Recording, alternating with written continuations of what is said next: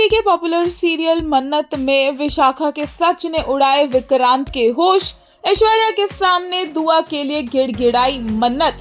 होता ये है कि जब लग रहा होता है मन्नत और विक्रांत को कि उनने ऐश्वर्या को पकड़ लिया है, तभी वहां से पता चलता है कि यशिका के साथ मिलकर विशाखा ने तो दुआ को किडनैप कर लिया है। यशिका का नाम तो इन सब में सामने नहीं आया, बट विशाखा को इस तरह से दुआ के साथ देखकर विक्रांत इतना ज्यादा शॉक्ड है, उसे समझ नहीं आता है कि विशाखा ये सब कुछ क्यों कर रही है। और विशाखा बोलती है कि विक्रांत ने उसे कभी अपनी माँ नहीं समझा, कभी उससे प्यार नहीं किया होता तो मन्नत को ना लेकर आता, मन्नत के बिना वो कितने खुश थे, इतनी अच्छी जिंदगी जी रहे थे। और विक्रांत सोचता है कि उसने सब कुछ छोड़ दिया विशाखा के लिए, और उसके बाद विशाखा ये सब बोल रही है और दुआ के साथ ये सब कर रही है। विक्रांत बोलता है कि मैं आपका खून हूँ, मैं आपका बेटा हूँ, दुआ आपका खून है, आप क्या कर रही है। लेकिन विशाखा हटती नहीं है और गन पकड़कर खड़ी रहती है और बोलती रहती है कि विक्रांत ने गलत किया मन्नत को उनकी जिंदगी में वापस लाकर।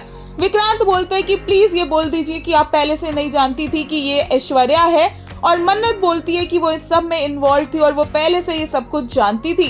विक्रांत के होश उड़ जाते हैं और उसे इतना अफसोस होता है कि उसने धैर्य की बात क्यों नहीं मानी, कि धैर्य बिल्कुल सही बोलता था विशाखा के बारे में, कि वो कितना बड़ा बेवकूफ है कि उसने नीतू और रोनी को हर्ट कर दिया, वो भी विशाखा जैसी माँ के लिए। और इसे इतना ज्यादा अफसोस होता है। बट दुआ की ऐसी हालत देखकर मन्नत और भी ज्यादा परेशान होती है, गिर जाती है वो ऐश्वर्या के पैरों में, और ऐश्वर्या को इतनी खुशी मिलती है मन्नत को भीख मांगते हुए, गिड़गिड़ाते हुए देखकर। और विक्रांत को अच्छा नहीं लगता है मन्नत को ऐसे देखकर, वो रोकता है मन्नत को ऐसा करने से और बोलता है कि वो इस तरह से ऐश्वर्या के कदमों में गिर नहीं सकती है।